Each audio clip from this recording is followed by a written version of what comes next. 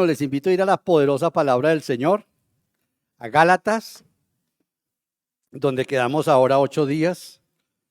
Vamos a continuar la exposición de estos últimos 2 versículos que nos restan del capítulo 2. ¿Podemos leer, hermanos? Gálatas capítulo 2, versículos 20 y 21. Vamos rápidamente a hablar sobre la doctrina de la identificación. Obviamente no vamos a hacer un estudio teológico profundo, sino ver lo práctico que es esto y lo que significa para nuestras vidas. ¿Podemos leer, hermanos? Bueno, leamos todos. Vamos a leer el versículo 20 y 21. 1, 2, 3. He sido crucificado con Cristo y ya no vivo yo, sino que Cristo vive en mí. Lo que ahora vivo en el cuerpo, lo vivo por la fe en el Hijo de Dios, quien me amó y dio su vida por mí. No desecho la gracia de Dios.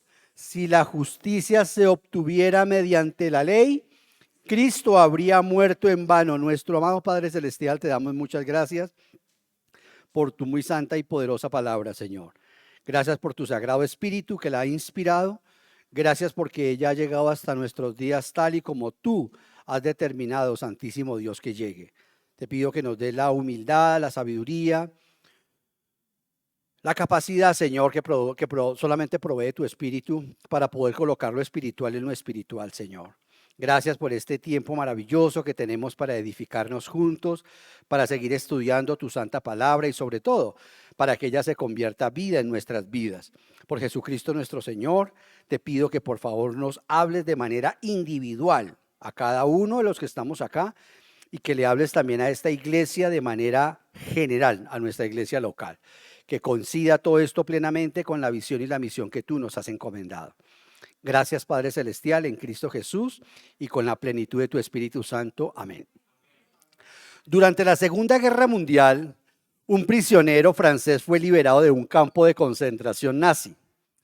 Al salir, le entregaron sus pertenencias, que era una chaqueta completamente raída, una carta que él escribió durante su cautiverio, pero que nunca había sido enviada por el régimen nazi, y le entregaron su viejo pasaporte. Al recibir este hombre francés el pasaporte, se detuvo un momento y miró la foto suya que estaba pegada en el pasaporte. No era solo un documento cuando miró el pasaporte. Representaba la identidad de un hombre que había sido sometido, humillado y marcado por el sufrimiento de los nazis. Pero mirando su reflejo en una ventana, dijo en voz baja: ese hombre murió. Ese hombre murió aquí, y el que sale ahora de esta cárcel, de este campo de concentración, es otro. Soy libre y ahora viviré como si cada paso fuera un regalo de la vida. Bueno, es muy evidente esta anécdota que le ocurrió a este preso francés, porque como este prisionero tomó la decisión de dejar atrás su vieja identidad marcada por la esclavitud de los campos nazis, por el dolor, nosotros también en Cristo, de acuerdo con estos versículos, hemos dejado atrás nuestra vieja manera de vivir al morir en Él. Como leímos en el versículo 20, ya no vivimos bajo la condena del pecado, ni bajo el peso de la ley. El pasaporte de nuestra vieja naturaleza fue cancelado en la cruz, fue pagado en la cruz. Ya no vivo yo, mas vive Cristo en mí. Esa es la doctrina de la identidad. Ahora nuestra vida no es un retoque o una mejora que Dios ha hecho de nuestra naturaleza. No, lo nuestro es una resurrección espiritual. Morimos en Él. Morimos en Cristo y al salir de esa tumba vivimos para y con Él, con el Señor Jesucristo. Hermanos queridos, la doctrina de la identidad nos enseña que no solamente hemos muerto en Cristo y que ahora vivimos por Él, sino que también nos enseña que estamos siendo salvados del poder del pecado. Esta doctrina es muy básica y muy esencial, porque nos enseña no solamente que nosotros morimos cuando murió Cristo, sino que ahora nosotros vivimos y el pecado ya no tiene poder sobre nosotros. De eso se trata este mensaje. Imagínate a un muchacho llamado Adolfo. Él salió de una vida quebrada por las adicciones, por los fracasos, por el alcohol, por las drogas, y Cristo lo encontró.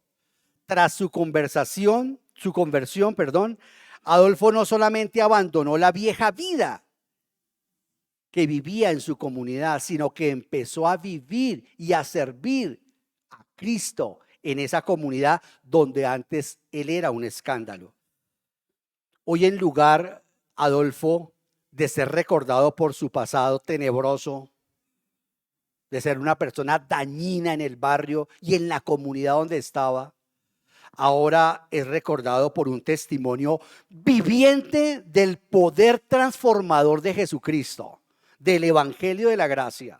Así como lo dijimos, ahora 20 días, ahora 15, ahora 8 días y hoy nuevamente. Esta parte se trata de el Evangelio de la Gracia que transforma realmente la vida de las personas. Queridos hermanos, no solo Cristo nos perdona, cuando nosotros aceptamos a Cristo, recibimos su perdón. Como decíamos ahora 8 días, le creemos al juez que dice, ese abogado ha muerto por ti.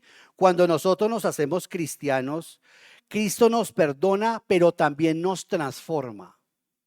Y esa es la evidencia de que una persona ha nacido de nuevo.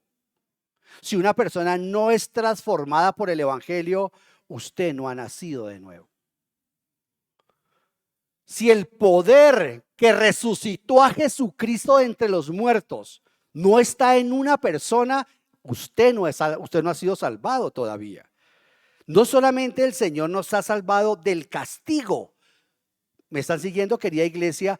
Sino que la doctrina y la identificación nos enseña que ahora nosotros podemos vivir en victoria.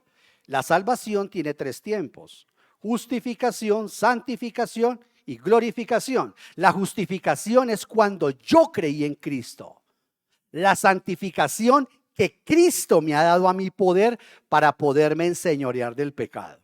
Si usted no tiene la capacidad todavía de enseñorearse del pecado, todavía Cristo no está en su vida. Todavía usted no ha sido transformado. El Espíritu Santo no ha entrado aún en su vida, y de eso se trata este mensaje. Y es tan sencillo hacerlo. ¿Estás viviendo como alguien crucificado con Cristo? Lo leímos ahorita. Con Cristo estoy juntamente. ¿Estás viviendo como alguien que está crucificado con Cristo?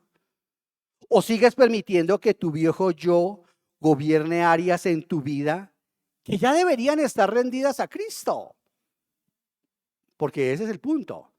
Todas las áreas de mi vida yo se las voy entregando a mi Señor para que Él ponga sus santos pies en esas áreas de mi vida. Si yo no se lo pido, Él no lo va a hacer. Usted recordará en el Antiguo Testamento que el Señor pudo haber traído truenos y acabar con filisteos, con cananeos, con Raimundo y todo el mundo, pero eso no lo hizo. Ellos tenían que salir a la batalla. El Israel antiguo tenía que aceptar las estrategias de nuestro Señor, absurdas desde la perspectiva lógica y humana, pero tenían que involucrarse en la batalla, y el Señor les entregaba hacia el enemigo. Usted debe involucrarse, usted tiene que entregar esa área al Señor, y ahí sí el Señor se glorifica en su vida. ¿Vamos bien, querida iglesia? La doctrina de la identificación, repito, el título del sermón, de hecho le puse así: muertos en Él, vivos por Él. Muertos en Él, vamos a ver, muertos en Él cuando creímos, justificación; vivos por Él, santificación. Él es el que hace el milagro de poder nosotros enseñorearnos del pecado. Entonces, queridos hermanos, en el versículo 20, que lo voy a volver a leer porque esto hay que leerlo una y otra vez, he sido crucificado con Cristo. Y ya no vivo yo, sino que Cristo vive en mí. Lo que ahora vivo en el cuerpo, lo vivo por la fe. Hoy vamos a hablar sobre la fe, porque esta nueva vida se vive en el poder de la fe.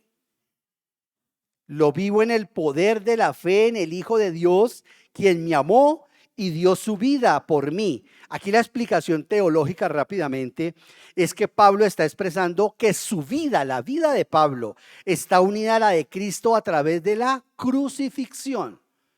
Por eso decía yo ahora 8 días que el cristianismo es una muerte violenta contra la cruz. Permítame en esa metáfora.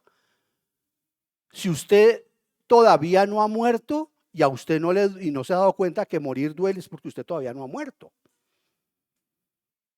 Todavía no ha muerto realmente a su vieja vida. Entonces, Pablo dice que su vida está unida a la de Cristo en la crucifixión. Querida iglesia, esto significa que su antiguo yo, el que gobernaba Pablo, ha sido reemplazado por la nueva vida en Cristo. Y su antiguo yo, que se autogobernaba, que decía, que despotricaba, que hablaba, que mandaba, que denigraba, que se sentaba, que acababa con los chinos, con los turcos, y luego la persona se sentaba en la esfera del mundo y decía, ese soy yo. Ese viejo yo ha muerto. Ese es el cristianismo. El cristianismo es una ejecución, no una excursión. Cristo nos invita a una crucifixión, no un campamento. Querida iglesia, la identificación con la muerte de Cristo implica una transformación radical en su carácter, en su vida, en su conducta, en su persona, en su entorno. Uno no puede encontrarse con alguien que murió hace 2000 años, que digo yo que me lo encontré y está vivo, y continuar siendo la misma persona. Por favor, no digas que eres salvado. Todavía no te has encontrado con Él. Queridos hermanos, la vida del creyente se manifiesta Cristo a través de su carácter, su persona transformada. Y claro, cuando la gente que está allá afuera se dan cuenta que cuando uno se hace creyente, se dan cuenta que uno vence las drogas, que uno vence el alcohol. Pero eso es la añadidura. Eso es un resultado normal. Yo no me hago cristiano para que Cristo me mejore mi matrimonio, me mejore mi adicción a las drogas.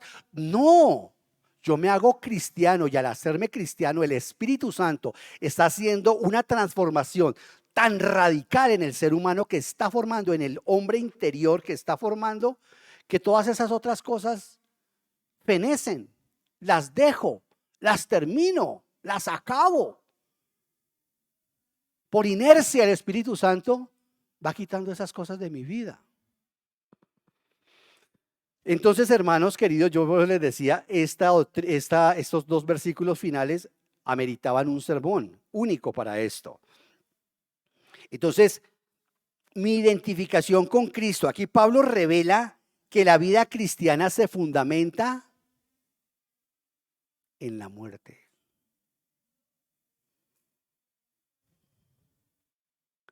El fundamento de la vida cristiana está sostenido en la muerte. Sí, en Cristo hemos muerto a la ley y al pecado.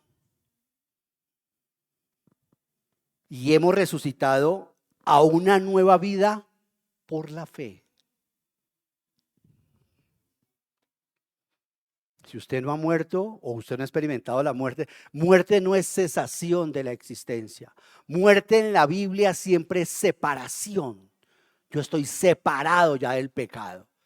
Si antes me gozaba que le pegaran a las mujeres, que las violaran, que las ultrajaran, que la justicia fuera mancillada, maltratada a través del poder, que los poderosos ganaran, y ahora me alegra de que la justicia triunfe, de que las mujeres sean vindicadas, de que los niños conozcan a su papá, a su mamá, de que los matrimonios se restauren. Soy una nueva criatura, porque antes me molestaba lo contrario. El honor, la virtud me incomodaban. Ahora el desafuero es lo que me incomoda. He sido cambiado, estoy siendo transformado. Queridos hermanos, una persona puede tener actitud mental positiva y constantemente se ven en algunas pseudo iglesias o pseudo evangelios.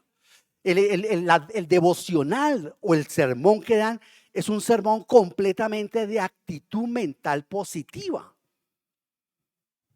Y los mensajes son de actitud mental positiva. ¿Por qué? Porque la actitud mental positiva me sirve hasta cuando la persona me cierre en el otro carro en la esquina o mi jefe me diga, llegando tarde, o llegué temprano, pero lo estoy diciendo por los otros días. Ya hasta ahí me llegó mi tanqueada. La actitud mental positiva que mucha gente vive, pues obviamente no tiene nada que hablar con lo que estamos hablando de vivir por fe en la persona que ha sido nacida de nuevo. Entonces, en el caso del creyente la cosa es diferente. Nosotros no nos sugestionamos por la mañana creyendo que las cosas nos van a salir bien. Hoy todo me va a salir bien. Yo declaro que hoy todo me va a salir bien. Nosotros sabemos que si creemos en Dios, las cosas saldrán conforme a su voluntad.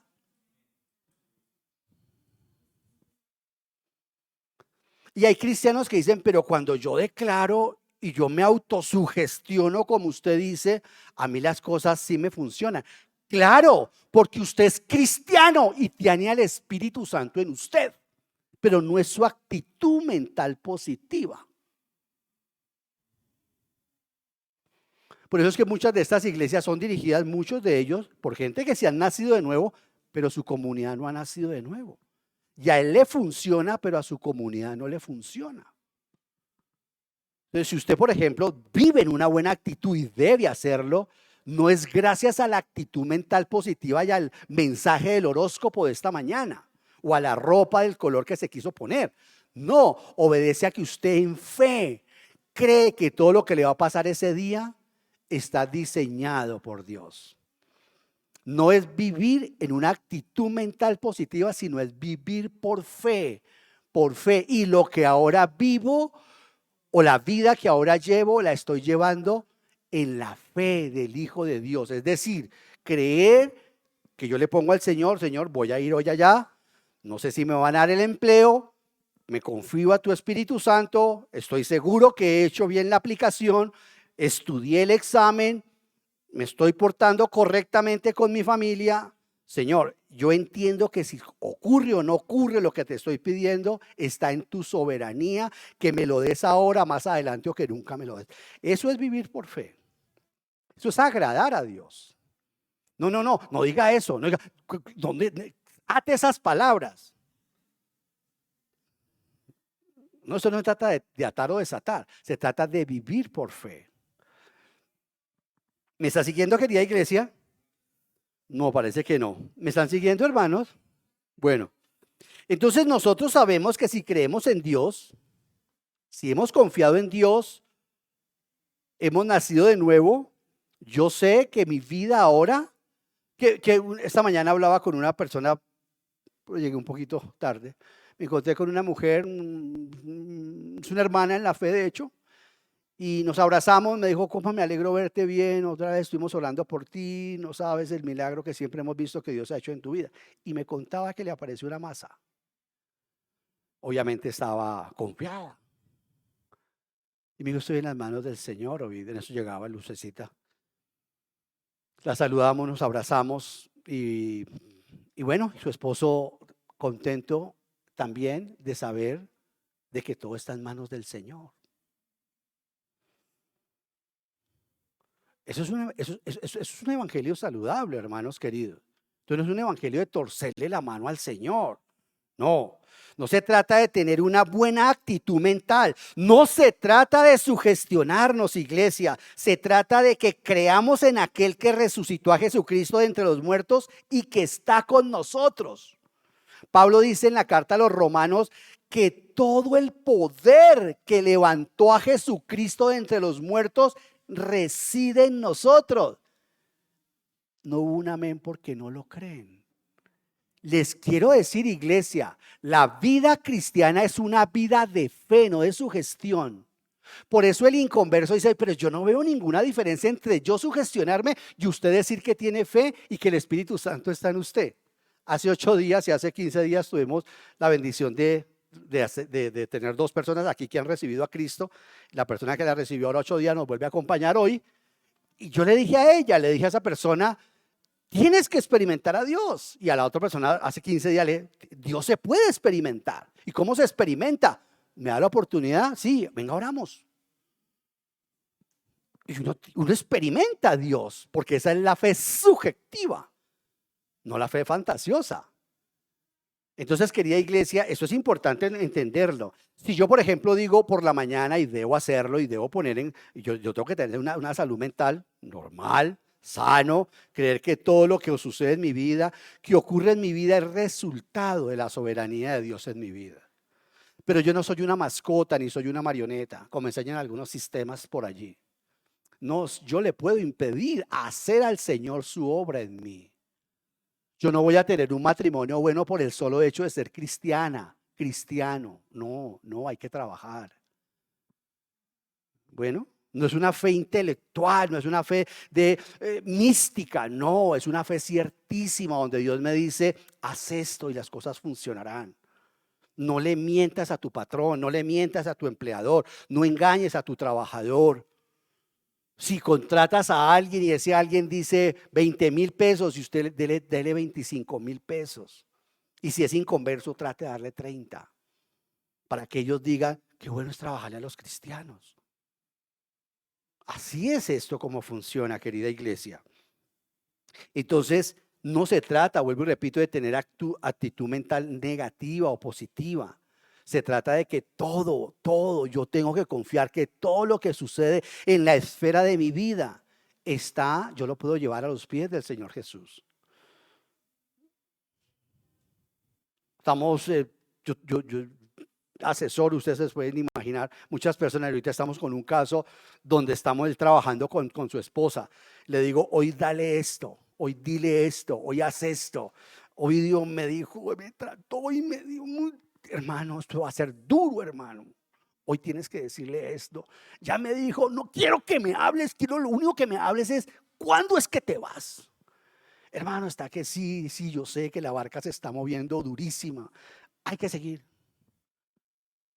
Queridos hermanos, uno dice, ese es el cristianismo, ese es el cristianismo.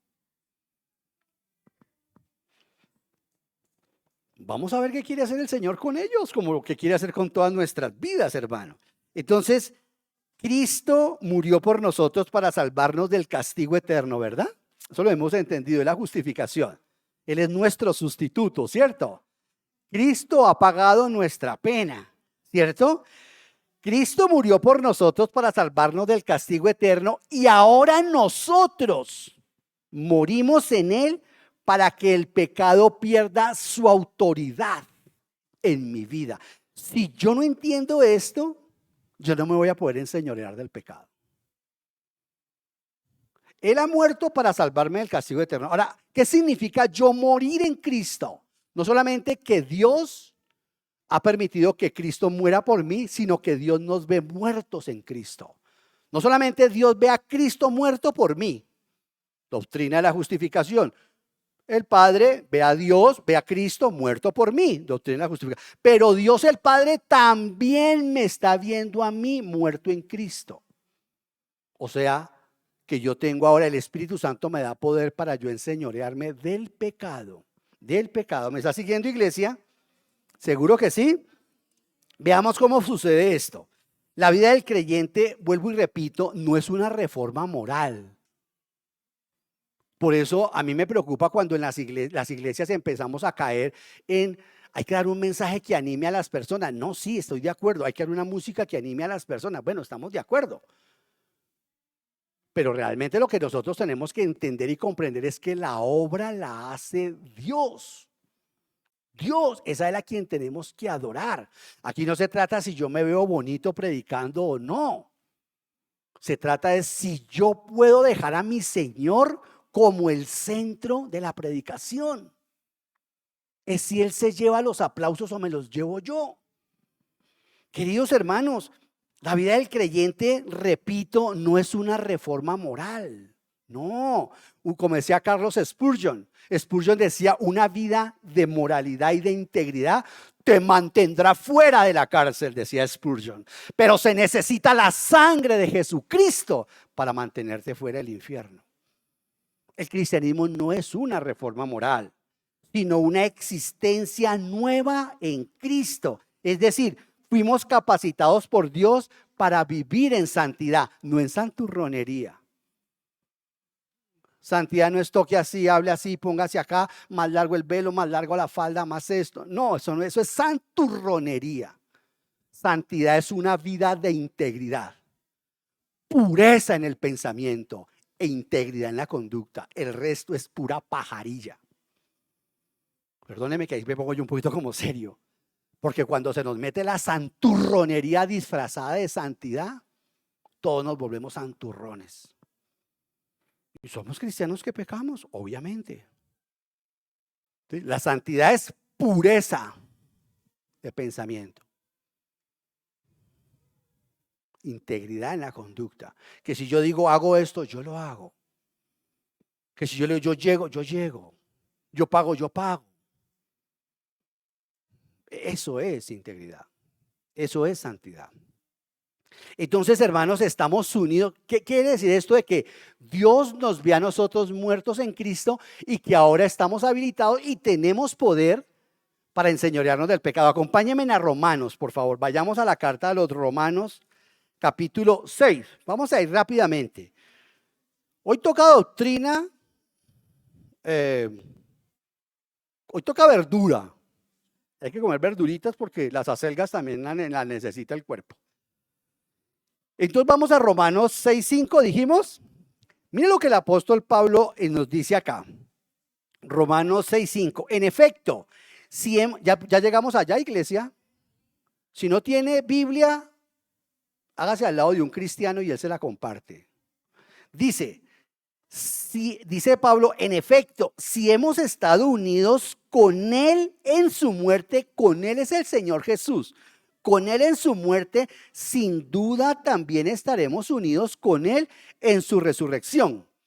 Pablo nos dice que nosotros estamos unidos con el Señor Jesús tanto en su muerte como en su resurrección. Nuestra unión con Cristo, querida iglesia, es total.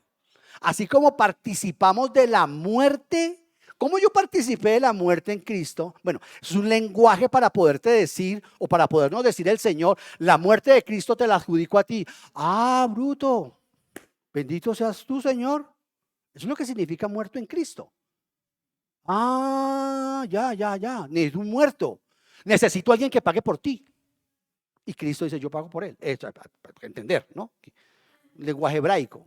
Entonces, para que lo entendamos ahí. Entonces, nuestra unión con Cristo no es solamente que morimos, que hemos muerto, nos hemos apropiado de la obra de la muerte del Señor Jesús, sino que también ahora, por haber sido aceptados y adoptados en la familia del Señor, también ahora nosotros vivimos y tenemos el poder de vivir con el carácter del Señor Jesús. ¿Cómo hago para yo vivir con el carácter del Señor Jesús? ¿A dónde hay una fotografía en las Sagradas Escrituras? ¿Dónde tengo yo una selfie del carácter del Señor Jesús? En Gálatas, que lo vamos a ver más adelante, que es el fruto del Espíritu Santo.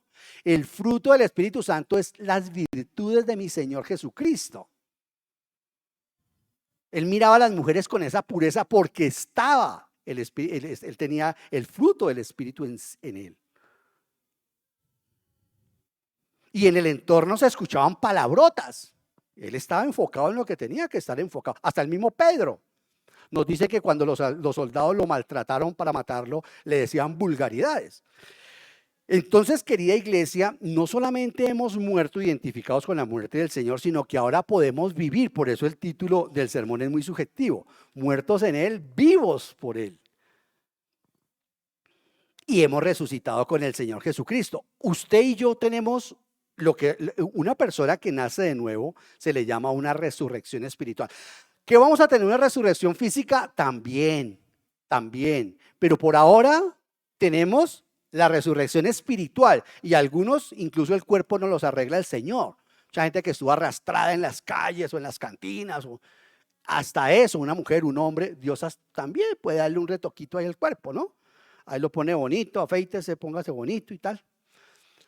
Está bien, pero sabemos finalmente que el colágeno se acaba, que tenemos una promesa que es el cuerpo glorificado.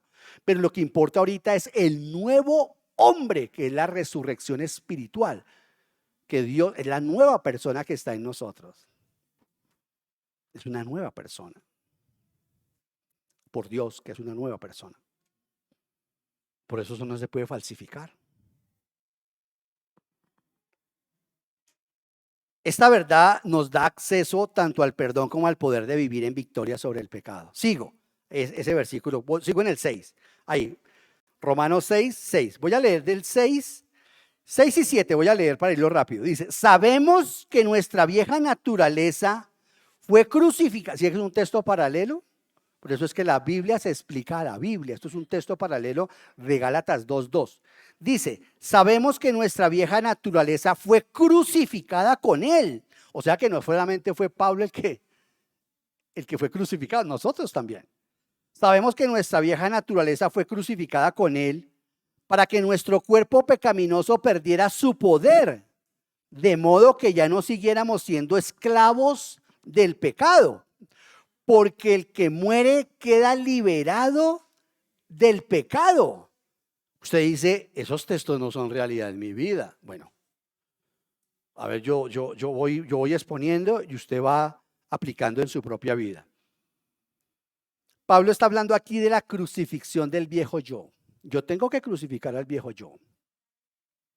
No, es que yo no sé cómo fue que otra vez aparecí delante de la pantalla y otra vez aparecí en esas impurezas sexuales. No sabes. Usted llegó levitando. No, hay que hacer, trabajar. Porque esa es la vieja naturaleza que está corrompida por nuestros malos hábitos. Y está diciendo aquí el apóstol Pablo que nuestra vieja naturaleza hace que nuestro cuerpo nos pida, quiero droga, páseme droguita, páseme alcohol, páseme comida, quiero satisfacción sexual. Eso pide el cuerpo cuando ya el cuerpo está entrenado y acostumbrado a eso. Por eso el cuerpo debe morir, porque el cuerpo es el instrumento que usamos nosotros para pecar. De allí que Pablo diga que el que peca fornicando está pecando contra su alma y contra su cuerpo. Entonces, querida iglesia, mire lo que está diciendo Pablo. Sabemos que nuestra vieja naturaleza fue ¿qué? Crucificada con él. ¿Cuál es el propósito de que nuestra vieja naturaleza sea crucificada con él? Para que nuestro cuerpo mortal pecaminoso perdiera su poder. Hermano, es que yo no tengo ningún dominio propio. Yo le doy rienda suelta a mis apetitos. Yo no puedo. Entonces usted no ha nacido de nuevo.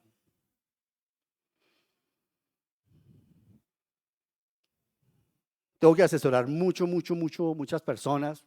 Asesoramos mucho. El tema de la impureza. Le digo, cuando estés listo frente a eso, ora. ¿Cómo? Ora. No estés sola, no estés solo. Ora. A ver si Dios no te da la salida ahí mismo. Y si estoy solito, llama a tu esposa. Y si soy soltero, llámeme a mí. Escríbame un hermano vídeo, necesito orar porque voy a caer. Entonces, no queremos echar mano. Dice, para que nuestro cuerpo perdiera su poder y ya no fuéramos esclavos del pecado, porque el que muere ha sido liberado del pecado. Querida iglesia, la esclavitud al pecado fue quebrada en la cruz. Para el inconverso no. El inconverso incluso. Por eso es que esa es la razón, iglesia y hermanos, que cuando un verdadero creyente peca se siente tan mal. Esa es la razón. Hasta que buscan consejería incluso. Esa es la razón, porque ya uno no se deleita en el pecado. Ya uno no se deleita. ¿cierto? Entonces uno pecaba porque se deleitaba en esas cosas. Ahora ya uno dice, y uno siempre que está hablando con la persona que lo está restaurando o que está siendo instrumento para que nos restaure el Señor, la persona dice, ¿y sabes qué es lo peor, hermano? Que ni siquiera disfruté mientras estaba pecando ya. ¿Sí? Eso muestra que eres una persona nacida de nuevo. Pequé con mi naturaleza santa, ¿verdad? No. La naturaleza santa del creyente es impoluta. Con esa no se peca, porque esa es Cristo. Se peca con la vieja naturaleza. Y esto es importante saberlo claro, porque Satanás te dice, oye, el cristianito. Sí, soy cristiano. Pequé con mi vieja naturaleza. En la nueva te reprendo. No tienes poder sobre mí. Así hay que hablarle. Cuando caemos, porque está el remanente de pecado en nosotros. Esta doctrina es fundamental para que Satanás no coja ventaja de nosotros. Porque él es el acusador. Ay, no es que muy cristiana. Y uno empieza a escuchar una cantidad de cosas en la cabeza. Bueno, y si es la mujer en el oído y uno, no, mentiras. Mejor sigamos. Bueno, entonces, queridos hermanos, la esclavitud del pecado fue quebrada en la cruz y ya no estamos obligados a obedecer al viejo yo. Ya no estamos obligados a eso. Ahora puedo elegir, escucha esto, iglesia, que es lo maravilloso. Ahora puedo elegir vivir para mi Señor, vivir en justicia, vivir en fe. ¿Por qué está usted hoy aquí y no en la ciclovía? Porque se me pinchó la llanta. Bueno, está bien. Hermanos queridos, ya no estamos obligados a obedecer los deseos del viejo yo. Ahora puedo elegir vivir en justicia. Mire cómo lo dice Pablo en el versículo 11. Dice, versículo 11, de la misma manera, también ustedes, ¿qué? Me encanta esta versión porque esta versión trata de ser muy clara, hermanos queridos. Usted ya está muerto. Yo no entiendo eso. Sí, es que no se entiende porque es un lenguaje muy, muy alto. Pero aquí dice, considérense muertos al pecado, pero vivos para Dios en Cristo Jesús. El apóstol Pablo está diciendo, de la misma manera, también ustedes considérense en qué? Muertos. No es que estamos muertos al pecado. No. Muertos no es cesación de la existencia. Repito una y otra, usted se aprende a este principio, solo va a ayudar a descansar. La muerte en la Biblia no es terminación, no es que se acaba, sea muerte física, muerte espiritual o muerte anímica. No, cada vez que en la Biblia se habla de muerte es muerte de separación. Considérense muertos al pecado, quiere decir considérense ¿qué? Separados del pecado. Entonces hay muchas cosas que en mi casa, me acuerdo cuando yo llegué a los pies de Cristo, doy testimonio delante de mi esposa, bueno, lo que yo quemé, lo que saqué de mis bibliotecas y quemé, porque yo sabía que eso me iba a volver a hacer caer. Mucho filósofo me había corrompido el alma, yo sabía que yo iba a volver a esos libros. Yo acabé con esa literatura, sabía que eso volvía a corromperme el alma. Intelectualmente me había roto. Entonces, no quería más de esa clase de intelectualismo. Entonces, de manera que en las Sagradas Escrituras, si es muerte física, pues es separación de ¿qué? El cuerpo, el alma y el espíritu, ¿verdad? Y el alma y el espíritu. Muerte espiritual, ¿qué es muerte espiritual temporal? Cuando el cristiano peca. Cuando yo peco, he entristecido al Espíritu Santo y entro en muerte espiritual temporal. ¿Qué debo hacer? Me dice primera de Juan, el apóstol Juan, debo confesar mi pecado y apartarme de mi pecado, y otra vez el Espíritu Santo me dará sentir el gozo de la salvación. ¿Me está siguiendo, iglesia? Esa es muerte espiritual. Ahora va a haber una muerte espiritual también en el futuro, que es la separación total de las personas que mueran sin Cristo, pero ese no es el punto acá. Entonces, querida iglesia y hermanos, si me estoy expresando bien, la esclavitud del pecado, ya yo puedo enseñorearme de ellos, yo ya puedo vivir una vida de justicia, porque la fe se expresa, mira cómo lo está diciendo en el versículo en el versículo 11 el apóstol Pablo. La fe se expresa no solo en creer, como dice este versículo, sino se expresa en verse como Dios nos ve. ¿Cómo nos ve Dios? Muertos al pecado, vivos para Él. Qué profundo y a la vez qué sencillo es el evangelio.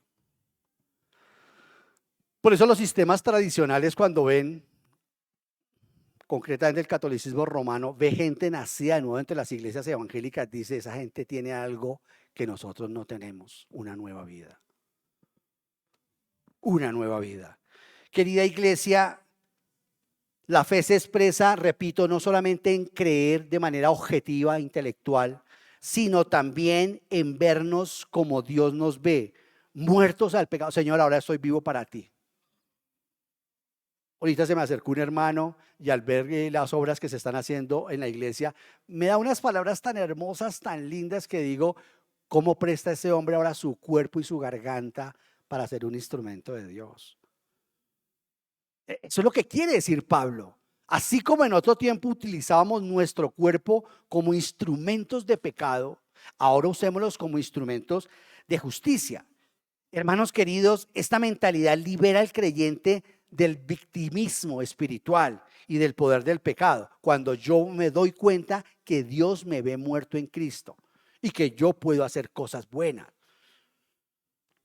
Y todo lo que hago lo hago para agradarlo, porque eso dice Pedro en Hechos de los Apóstoles. Pedro, referenciándose a nuestro Señor Jesús, dice: el Señor Jesús que anduvo entre ustedes, le dice Pedro, anduvo haciendo buenas obras, anduvo haciendo el bien. Nosotros los cristianos no somos salvados por buenas obras, pero hemos sido salvados para hacer buenas obras, para vivir, para estar en comunidad, para animarnos mutuamente, para saber por qué una persona no ha vuelto a la iglesia, preguntarnos, ayudarnos, fortalecernos, porque en cualquier momento yo también puedo pasar por esa aridez o ese proceso espiritual. A todos nos pasa. Vea el versículo 12 y 13, leamos el 12 y el 13 porque esto se va a versículo 6, capítulo 6, versículo 12, dice: por lo tanto, vea Pablo que le dice, por lo tanto, no permitan ustedes que el pecado reine en su cuerpo mortal, ni obedezcan a sus malos deseos. No ofrezcan los miembros de su cuerpo al pecado como instrumentos de injusticia. Al contrario, ofrézcanse más bien a Dios como quienes han vuelto de la muerte a la vida, presentando los miembros de su cuerpo como instrumentos ¿de qué? Eso es una belleza, queridos hermanos. Eso es el gobierno espiritual de nuestras vidas, está bajo la gracia, querida iglesia. Pablo está diciendo aquí, por lo tanto, no permitan ustedes que el pecado reine en su... ¿Usted cree que si no tuviéramos poder para evitar que el pecado reine en nuestro cuerpo, Dios no lo diría? No, tenemos poder. Yo generalmente empleo esta ilustración. El pecado es como un general de la República, del Ejército. Pero el pecado es un general destituido. De hecho, todo el capítulo 6 de Romanos nos está hablando de la santificación. El pecado es un general que te sigue dando órdenes. Vamos a pecar, vamos para allí, vamos a hacer aquello. Habla de la computadora, vamos a comprar, invierte el dinero en esto, haz no sé qué, hazlo. El pecado me sigue dando órdenes. Una persona, por ejemplo, en un indigente en un semáforo, que no ha nacido de nuevo, llega y te pide 1,000 pesos para un pan. Y llora, diciendo, real, quiero, por favor, ayúdeme, no he podido comer, no he comido nada, ayúdeme, por favor. Cuando usted baja la ventanilla y le da los 1,000 pesos, ¿qué hace? Va y se compra el pan. ¿Qué hace? Su amo le dice, camine para allí, porque él tiene cortados los hilos de la voluntad. Su amo le dice, para la olla. Cuando Cristo llega a nuestras vidas, Él es nuestro nuevo amo. Él es nuestro nuevo general. Y Pablo me estaba notificando y diciendo, no tienes por qué obedecer al viejo general que está destituido. Ya no tiene poder sobre ti. No lo obedezcas. Por eso cuando aquí en Colombia se dice, quieren dar un golpe de Estado. ¿Y por qué los soldados le obedecen? Porque a los soldados en el ejército lo que les enseñan es eso. Tiene que obedecer a sus superiores. Y el general le dice, vámonos a la guerra. Todos vámonos a la guerra. El pecado es un general destituido. El Señor le quitó las medallas, ya no sirve. Y Él sigue dando órdenes. Usted dice, no, pues es que yo sigo luchando con algunas cosas en mi vida. Pero por supuesto, porque Él sigue dando órdenes, te sigue dando órdenes. ¿Está en ti obedecerlo o no obedecerlo? Amén, iglesia. ¿Es clara la ilustración? Entonces, bajo la gracia, no solo somos perdonados, sino capacitados. Por eso la Biblia cristiana se vive bajo la gracia. El pecado busca gobernar, pero ya no tiene derecho legal sobre su vida. Y si yo cedo, y cuando ya estoy que no puedo, que no sé qué, arrodíllese. Y verá que Dios le muestra una puerta para salir. Usted no puede correr a la batalla. Porque a Satanás hay que ¿qué? Resistirlo. Y resistirlo no es, venga acá, yo, no. Resistirlo es ponerme a orar. Hacer lo que la palabra del Señor me dice. Entonces Dios nos da el poder para decirle no y vivir como hijos libres. ¿Para quién? Para nuestro nuevo amo, que es el Señor. Usted y yo como cristianos nunca vamos a estar sin amo. El creyente, el ser humano, fue hecho para ser esclavo o de Jesucristo o de sus pasiones. Como bien decía Agustín de Hipona, usted lo único que puede escoger es el jinete que lo cabalga. Usted escoge a Satanás que lo cabalgue o usted escoge a Cristo que lo cabalgue, pero no puede andar sin jinete que lo cabalgue. Y es verdad. Por eso Cristo le dijo a los de su tiempo, ustedes son esclavos de sus pecados. Eso era una de las cosas que yo luchaba mucho con las adicciones, porque me molestaba que las adicciones me quitaran la voluntad. Desde muy niño traté de no perder la voluntad. Y por eso es tan maravilloso el cristianismo, porque el Señor se la devuelve a uno. Usted dice, pero ¿no estás diciendo que uno no es libre? Sí somos libres. Pero es que libertad no es que yo hago lo que quiero. Libertad, según la Biblia, es yo soy como Adán, libre ahora para hacer lo que debo hacer. Un verdadero hombre libre es aquel que puede hacer y que sabe hacer lo que tiene que hacer. Ese es un verdadero hombre libre. Si yo me meto con una mujer que tiene un hijo, yo tengo que chulear mis motivaciones. Está muy bonita, está muy hermosa, chica. Y si es una niña, ten cuidado. Porque ese hombre se constituye ahora en papá de ese niño o de esa niña, como hizo José con el Señor Jesús. ¿Me está siguiendo, querida iglesia? Un hombre libre es aquel que hace lo que sabe que tiene que hacer. Si yo me meto con esta mujer, yo tengo que criar a esa niña, yo tengo que criar a ese niño, yo tengo que darle comida a esta mujer, yo tengo que hacerlo, yo tengo que salir a trabajar, yo tengo que hacerlo, yo tengo que evolucionar, yo tengo que pagar los impuestos a mi nación. Yo tengo que llevar el nombre de Cristo bien delante de las demás personas. Queridos hermanos, esto es fundamental entenderlo. Esa es la verdadera libertad. Lo otro es libertinaje. Cuando es que yo hago lo que quiero, cuando una persona hace lo que quiere, lo que le da su real voluntad, es un esclavo. Una persona me dice, oh hermano, y es que usted no sabe cómo es esto. No me diga que no sé cómo es eso. Porque por la gracia de Dios también he probado la gracia de Dios en su libertad. Y sé que esto es una batalla, como decía Pablo, por Dios que todos los días muero. Lo decía Pablo. Todos los días tengo una batalla mortal cuerpo a cuerpo con mi pecado. pero es que es todos los días. Y se levanta ese salvaje y me levanto yo y nos damos todo el día madera. ¿Cómo triunfo? Miserable de mí. ¿Cómo hago? Cristo me da la victoria. Amén. Porque el único que no tenía estas tentaciones, ¿quién es? ¿O quién era? Pues nuestro Señor Jesús.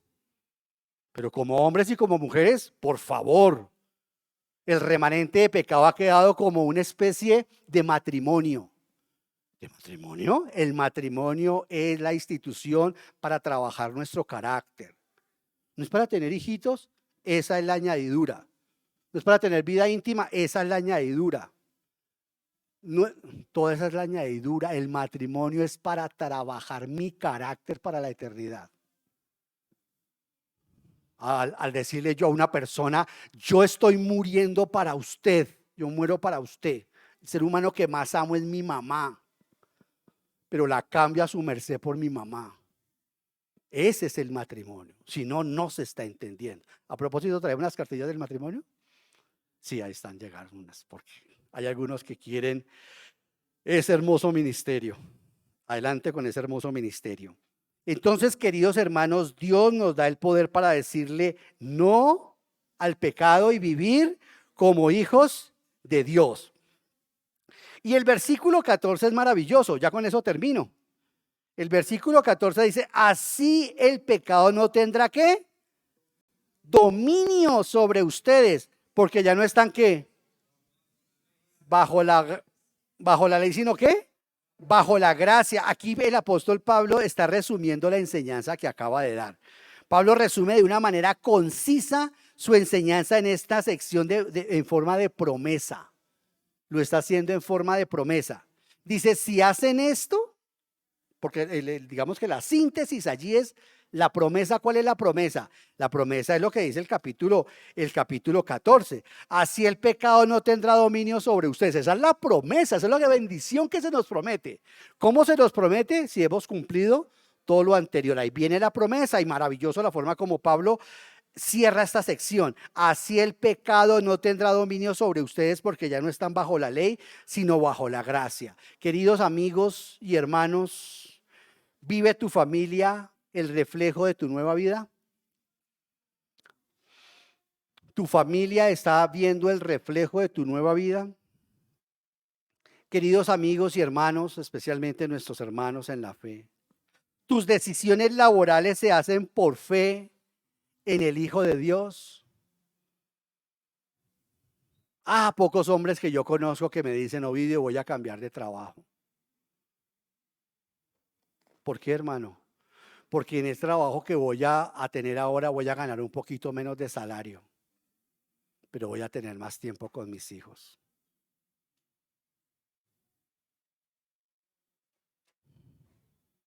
La mayoría de las personas cambia de trabajo con este criterio.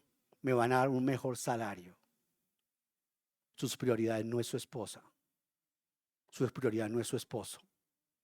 Su prioridad no es servir mejor en la obra del Señor. No servirnos a nosotros, servirlo a Él. No voy a tomar un nuevo trabajo y voy a... Queridos hermanos, cuando nosotros realmente involucramos en estamos viviendo una vida por fe. Y eso que se suple, lo digo con autoridad. Ya empiezo a ser viejo, ¿eh? Y no es que haya hecho yo las cosas bien, pero en esa área también puedo dar testimonio. No es sacrificar, entregar dinero o usar un criterio diferente al dinero para cambiar de empleo. ¿Cuáles son las motivaciones? ¿Tiene disciplina? ¿Disciplinas que confirman tu identidad como nueva criatura? ¿Usted tiene disciplina? Hay un libro muy bueno que llaman Las disciplinas del hombre cristiano. Lo pueden leer también las mujeres, por supuesto. ¿Tienes disciplinas que confirman tu identidad nueva como la oración, el perdón y el dominio propio? O sea, un cristiano que no perdone, hermano,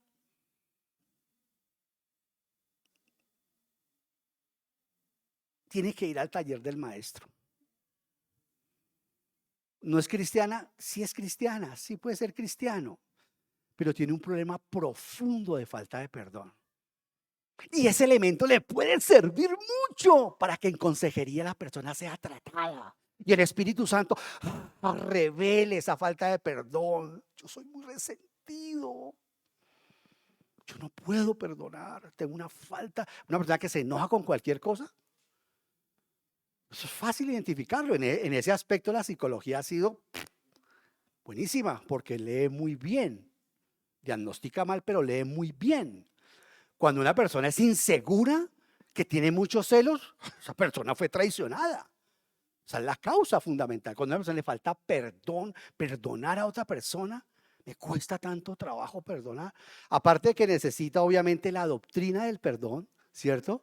Necesita esencialmente descubrir lo que le dañaron. Se llama raíces de amargura.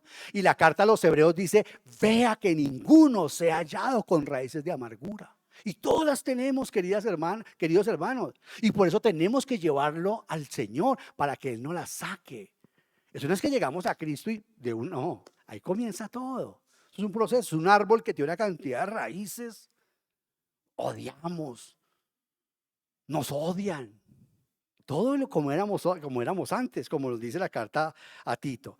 Hermanos, Cristo no murió solo para darnos vida eterna en el futuro. Cristo murió para darnos poder para vivir hoy en día como hijos de Dios. Ya no eres esclavo del pecado. ¿Por qué? Porque eres templo del Espíritu Santo. Ya no tienes que obedecer a ese amo rudo y duro como es el pecado. Si un hombre sale de prisión, como lo veíamos ahorita, pero sigue caminando encorvado, sigue comiendo deprisa, temiendo mirar a la gente a los ojos, aunque ya es libre, aún vive como si estuviera preso. Muchos creyentes viven así, han sido liberados, pero no renuevan su forma de pensar. Pablo les grita, considérense muertos al pecado. Vivan con su nueva identidad. Ese general ya no tiene poder sobre ustedes. ¿Vives una vida de victoria? ¿Qué vas a hacer con este mensaje que estás escuchando? Yo no te estoy diciendo que si vives en victoria, sino que vives no hacia ella, sino en ella. A veces los cristianos también vivimos, no, como esperando la victoria, no, aquí aguantando, esperando que llegue la victoria. No se vive así la victoria. La victoria se vive en ella, no esperándola, creyendo. Yo le digo a los hermanos, ve así, ve preparando una hermosa cena para cuando tu cónyuge regrese, que no va a volver, Ovidio. No le crees a Dios entonces. Porque si esto fuera posible, pues hermano, ¿para qué Dios?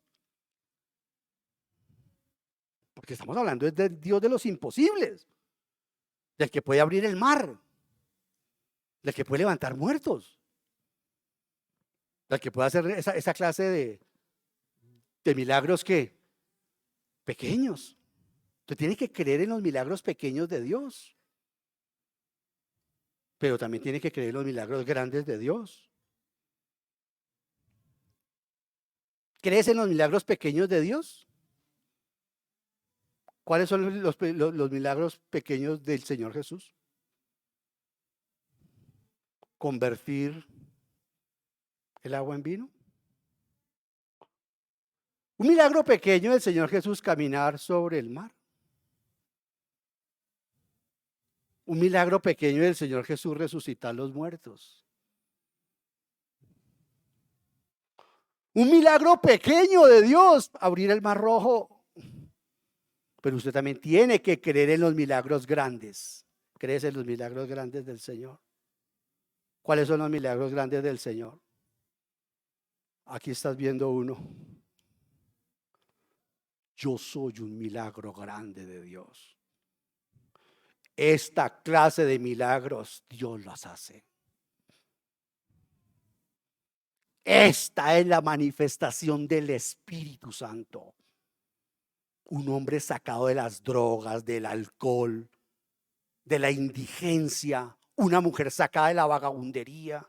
Esos son los milagros grandes de Dios y también los hace. Y también usted tiene que creerlos.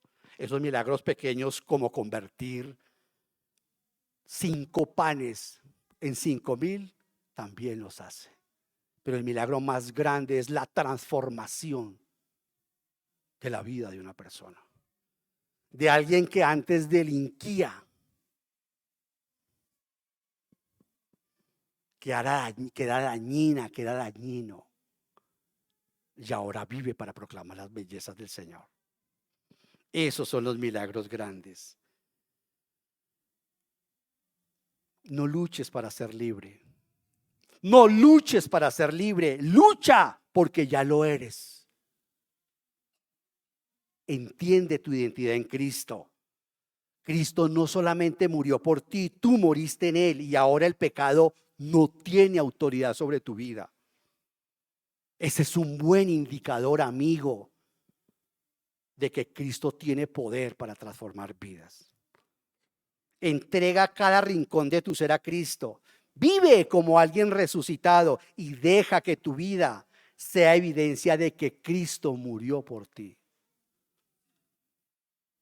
No alcancé a mandar esto a sonido anoche, pero quería mostrarlo acá. Sé que no me voy a ganar un premio Nobel con este poema. Quería que lo vieran ahí. De pronto si alguien se anima a ponerle música. Le puse a estos humildes versos el título del sermón: Muertos en Él, vivos por Él.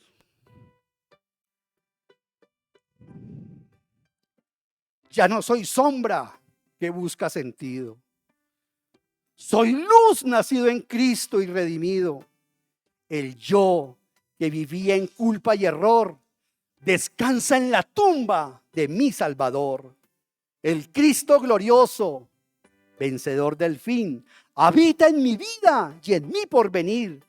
No camino por rutina ya o por azar, camino por gracia que Él me quiso dar. No respiro por miedo ni afán, respiro su vida que nunca se va. Sí, morí en la cruz con Jesús, morí en la cruz con Jesús aquel día. Mi andar es la prueba de esta nueva vida. He sido crucificado con mi Salvador. Ya no vivo yo, vive en mí su amor. Y lo que ahora soy, lo vivo en la fe del Hijo de Dios, quien por mí su vida entregó. Con mucho gusto para mi Salvador. Padre, te damos gracias por tu bondad y tu misericordia. Gracias, Señor, por darnos el poder de poder decir: hemos sido perdonados. No solamente en la justificación del castigo eterno, sino renovados para la gloria tuya, Señor. Yo te pido por todos los hombres y las mujeres que, al igual que yo y al igual que el apóstol Pablo, todos los días tenemos que levantarnos para luchar con nuestro propio pecado. Gracias porque hoy hemos aprendido y otros recordado que sí es posible, Señor, que sí es posible, querido Dios, poder vivir desobedeciendo a ese malvado que tanto daño nos trajo. Y que ahora podemos vivir para este nuevo amo, que ya no nos llama siervos, sino que nos llama amigos. Por este nuevo amo que incluso nos ha permitido llamarle Señor, y nos ha permitido llamarle amor, y nos ha permitido llamarle esposo y novio. Gracias porque así es la gracia tuya. Gracias por tocarnos a esas vasijas que estábamos rotos. Gracias, Señor, porque aquí todavía siguen muchas vasijas rotas. Queremos decirle, Señor, en la palabra tuya, que si tu vida está completamente rota, eres candidata, candidato para ir donde el Señor de la gracia. Toda la gloria para ti, querido Dios, en Cristo Jesús. Amén. Y el Señor les continúe bendiciendo, hermanos.